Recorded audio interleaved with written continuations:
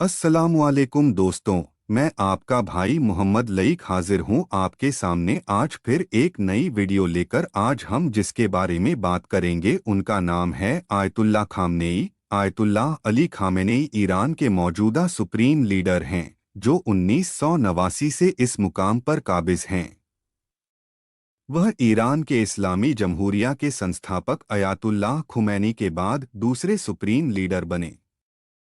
Supreme leader के रूप में उनका कार्यकाल 36 सालों का हो चुका है, जो उन्हें मध्य पूर्व में सबसे लंबे वक्त तक सेवा करने वाला राज्य प्रमुख और शाह मोहम्मद रजा पहलवी के बाद 20वीं और 21वीं सदी का दूसरा सबसे लंबे समय तक सेवा करने वाला ईरानी नेता बनाता है।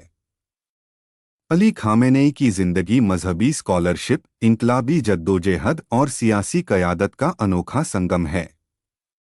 खामेनेई की शादी मंसूर खोजस्तेह बाघेरजादेह से हुई है, जिनसे उनके 6 बच्चे हैं। 4 बेटे मुस्तफ़ा, मोस्तबा, मसूद और मेसम, और 2 बेटियां बोशरा और होदा हैं।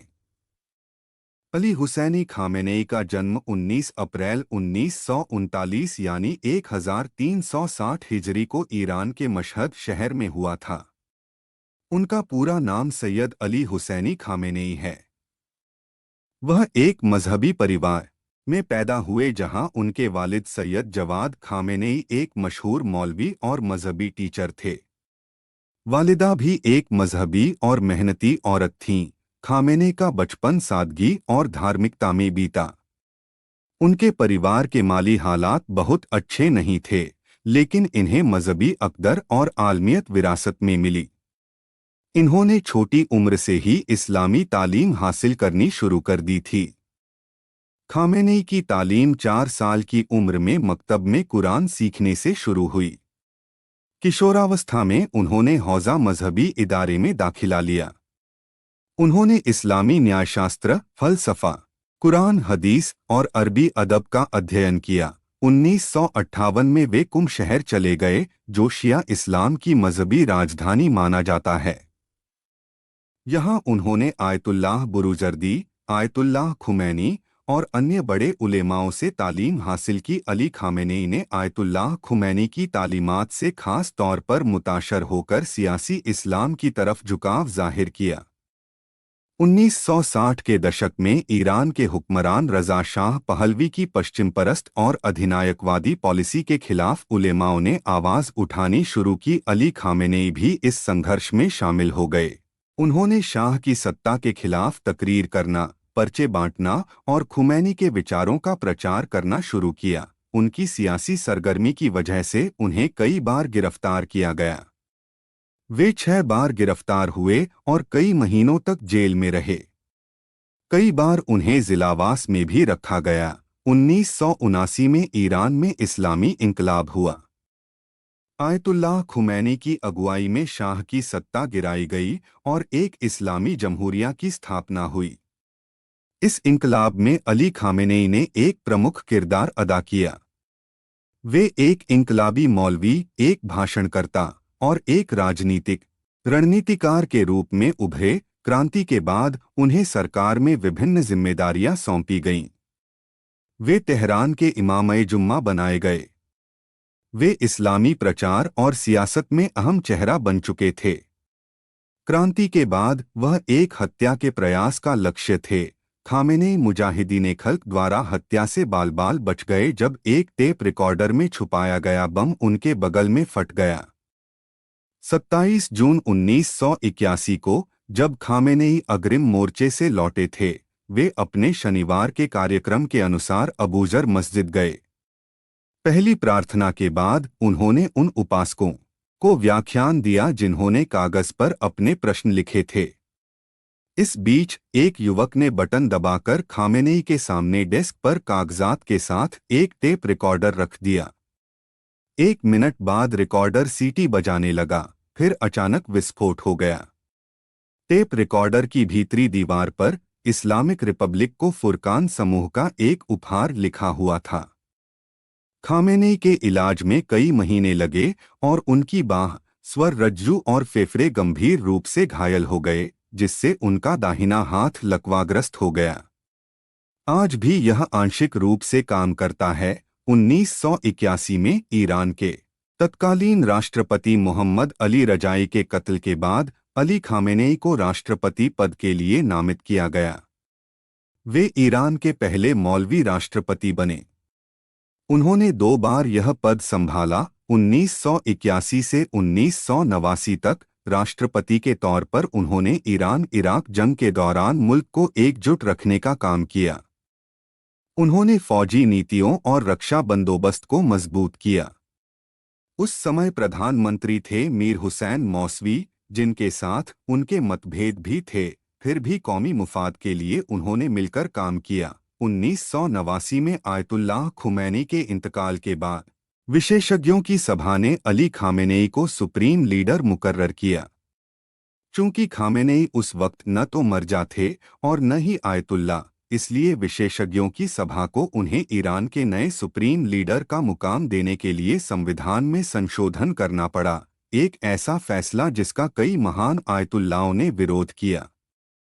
खुमैनी के इंतकाल के बाद खामेनेई आधिकारिक तौर पर रूहुल्लाह खुमैनी के जानशी बने। उन्हें 4 जून 1989 को विशेषज्ञों की सभा द्वारा नया सुप्रीम लीडर चुना गया। विलायत-ए-फ़क़ीह के तहत सुप्रीम लीडर को सुप्रीम मजहबी और सियासी ताकत हासिल होती है। अली खामेनेई ने इस किरदार को संजीदगी, हिकमत अमली और पूरे कंट्रोल के साथ अदा किया। उन्होंने ईरान की फौज और खास तौर से Islamic revolutionary guard corps (IRGC) को मजबूत किया। Islamic revolutionary guard corps (IRGC) केवल एक सैन्य संगठन नहीं, बल्कि एक आर्थिक, राजनीतिक और सांस्कृतिक ताकत भी बन गया। खामेनेई की हुकूमत ने सिक्योरिटी एजेंसियों, मजहबी क़यादत और बसीज जैसी अर्धसैनिक तंजीमों की हौसला अफजाई की, ताकि अंदरूनी विरोध और बाहरी खतरों पर काबू पाया जा सके। सुप्रीम लीडर के तौर पर खामेनेई ने अंतर्राष्ट्रीय प्रतिबंधों के बावजूद तालीम और प्रशिक्षण के जरिए से उल्लेखनीय तरक्की करते हुए ईरान में वैज्ञानिक प्रगति को बढ़ावा दिया।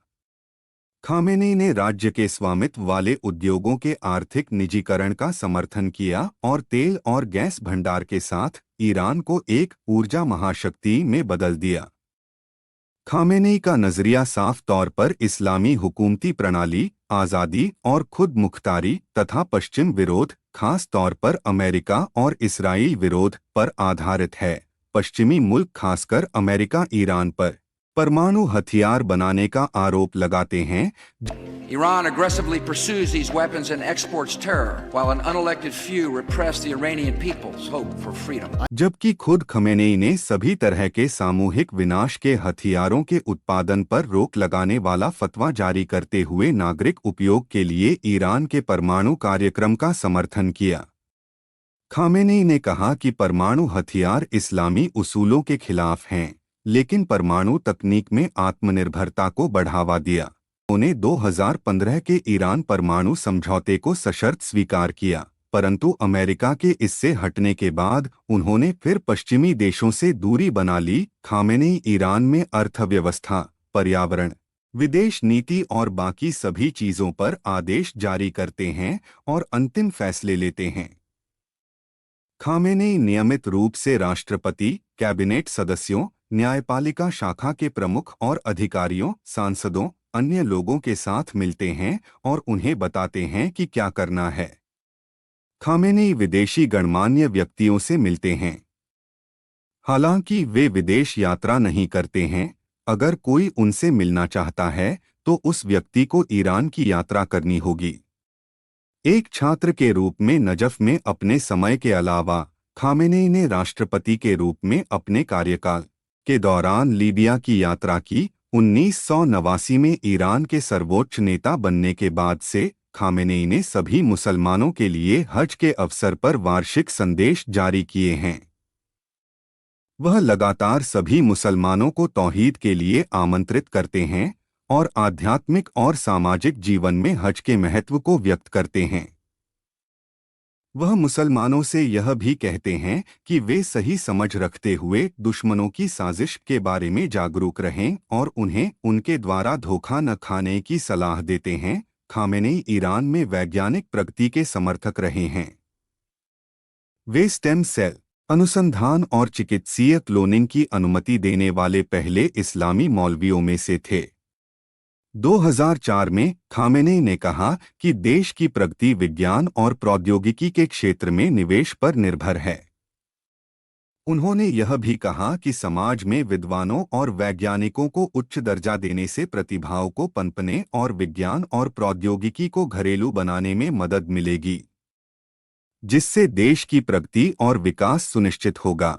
ईरान परमाणु समझौते से अमेरिका के 2018 में पीछे हटने, 2020 में कासिम सुलेमानी की हत्या और 2021 में इब्राहिम रईसी के राष्ट्रपति के रूप में चुनाव के बाद ईरान ने रूस और चीन के साथ और अधिक गठबंधन करने का भूराजनीतिक रास्ता अपनाया है। 2001 में अमेरिका में 11 सितंबर के हमलों के बाद खामेनेई ने इस हमले और हमलावरों की निंदा की और दुनिया भर में आतंकवादी गतिविधियों की निंदा करने का आह्वान किया।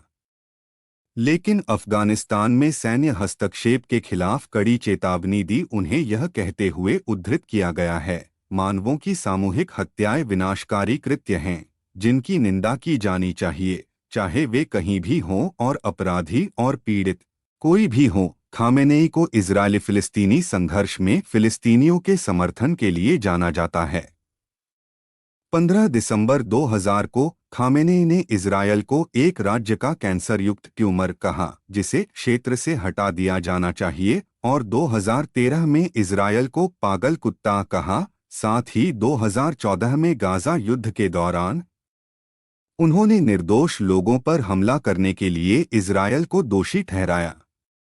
उन्होंने कहा, हमें यहूदियों और ईसाइयों से कोई समस्या नहीं है, हमें फिलिस्तीन की ज़मीन हड़पने वालों से समस्या है। उन्होंने कहा कि इजराइल की हुक्मरानी ऐसे लोगों द्वारा की जा रही है जो इंसान कहलाने के लायक भी नहीं हैं। उन्होंने इस्लामी देशों को फ़लस्तीनी संकट से दूर रहने के बजाय फिलिस्तीन के मुद्दे पर ध्यान केंद्रित करने की सलाह दी। उन्होंने आगे कहा, आपसी मतभेद में सभी इस्लामी मुल्कों की क्षमताएं और योग्यताएं व्यर्थ संघर्षों के सामने बर्बाद हो जाएंगी, जो ज़ायोनी शासन को और भी मजबूत बनने के अवसर प्रदान करेगा। सितंबर 2020 में खामेनेई ने इजरायल और संयुक्त अरब अमीरात के बीच शांति समझौते की निंदा की और यूएई पर इस्लामी दुनिया, अरब देशों और फिलिस्तीन को धोखा देने का आरोप लगाया। उन्होंने हमास के हमले के प्रतिशोध में गाजा पट्टी पर इजरायल की बमबारी की निंदा की और इजरायल पर गाजा में फिलिस्तीनी लोगों के खिलाफ नरसंहार करने का आरोप लगाया। खामेनेई ने म्यांमार में रोहिंग्या मुसलमानों के उत्पीड़न की भी निंदा की और म्यांमार की वास्तविक नेता और नोबेल शांति पुरस्कार विजेता आंग सान सू की को क्रूर महिला कहा। खामेनेई हिजाब की इस्लामी प्रथा की वकालत करते हैं। उनका मानना है कि हिजाब का उद्देश्य महिलाओं का सम्मान करना है। ईरान में अनिवार्य हिजाब पर पश्चिमी आपत्ति के जवाब में वे कुछ पश्चिमी देशों में अनिवार्य पर्दा हटाने और विश्वविद्यालयों में प्रवेश की इच्छुक मुस्लिम महिलाओं के लिए बनाई गई बाधाओं की ओर इशारा करते हैं। अली खामेनेई केवल एक राजनेता ही नहीं, बल्कि एक प्रसिद्ध लेखक, अनुवादक और विचारक भी हैं। उन्होंने कई इस्लामी पुस्तकों का अनुवाद किया है, जिनमें शामिल हैं सैयद कुतुब की पुस्तकें, इस्लामी नैतिकता पर भाष्य, कुरान की व्याख्या, फारसी और अरबी साहित्य पर लेख। खामेनेई की नीतियां जितनी प्रशंसा पाती हैं, उतनी ही आलोचना भी होती है। उन पर अक्सर मानवाधिकार उल्लंघन, विरोधियों की गिरफ्तारी, मीडिया सेंसरशिप और राजनीतिक बंदियों पर अत्याचार के आरोप लगते हैं। खामेनेई का जीवन बेहद सादा और अनुशासित है। उन्होंने हमेशा जाहिर किया है कि वे एक सिपाही की तरह इस्लाम की सेवा में हैं। उनकी पत्नी और बच्चे सामान्य जीवन जीते हैं। हालांकि उनके 2 बेटे धार्मिक और राजनीतिक क्षेत्रों में सक्रिय हैं। वे कविता और फारसी साहित्य के शौकीन हैं। वे हारमोनियम और संगीत से प्रेम करते थे, परंतु अब धार्मिक कारणों से इनसे दूर हो गए। आयतुल्लाह अली खामेनेई आज भी ईरान के सबसे ताकतवर और प्रभावशाली नेता हैं। वे केवल ईरान के ही नहीं बल्कि समूचे इस्लामी जगत के लिए एक प्रतीकात्मक चेहरा बन चुके हैं। उनकी विचारधारा, शासन शैली, धार्मिक दृष्टिकोण और वैश्विक प्रभाव उन्हें 21वीं सदी की सबसे निर्णायक शख्सियतों में शामिल करते हैं। तो दोस्तों, यह थे आयतुल्ला अली खामेनेई। इसी तरह की और वीडियो देखने के लिए मेरे चैनल हीरोज ऑफ हिजरी को सब्सक्राइब करें और वीडियो को अपने दोस्तों में शेयर करना न भूलें।